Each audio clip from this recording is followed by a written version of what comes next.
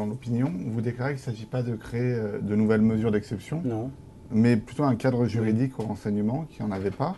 Alors, en fait, ce qu'on ne comprend pas, c'est pourquoi on accélère quelque chose alors que ça ne va pas changer l'efficacité des services. Oui, alors sans doute faut-il, mais ça me permet de l'expliquer. De quoi nous avons besoin? Aussi bizarre que ça puisse paraître, nous avons dans ce pays 6 services de renseignement qui n'ont aucune existence légale. Ça surprend quand on le dit, mais nos services n'existent que par décret. La DGSE, la Direction Générale de la Sécurité Extérieure, a été créée par décret en 1982. C'était d'ailleurs une nouveauté puisque son prédécesseur, le SDEC, avait été créé par un décret qui n'avait même pas été publié. Donc quand François Mitterrand crée la DGSE en 82, il donne un premier élément de transparence et de publicité. Mais il n'y a pas de base légale, c'est-à-dire que nos services n'ont pas de mission fixée par la loi. Et nous avons besoin que la loi fixe les missions. Pourquoi? Et j'en viens ici à votre question, c'est parce que si nous fixons des missions, il faudra leur donner des moyens.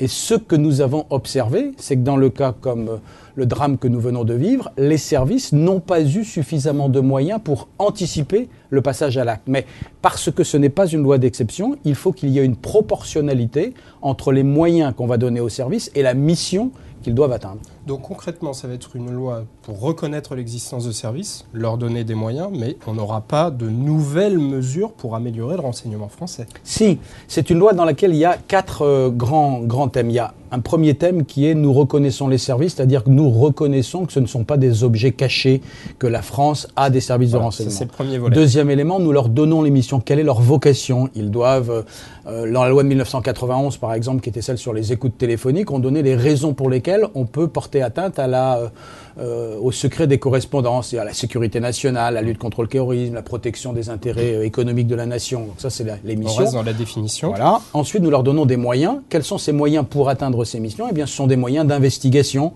C'est la capacité à intercepter les communications, à poser une balise sur votre voiture. Ensuite, parce que ces moyens sont évidemment potentiellement attentatoires aux libertés, puisque si on écoute vos communications, c'est une atteinte à votre liberté, il faut que ces moyens soient contrôlés. Et donc nous allons créer une structure qui sera très puissante pour le contrôle. Et puis le dernier aspect de ce texte, c'est les agents eux-mêmes. Il faut les protéger, parce qu'aujourd'hui, quand un agent de la DGSI, par exemple, va sur un forum djihadiste et qu'il entame une conversation avec un internaute qui cherche à le faire parler pour obtenir des renseignements, il peut être incriminé pénalement parce qu'il n'est pas protégé.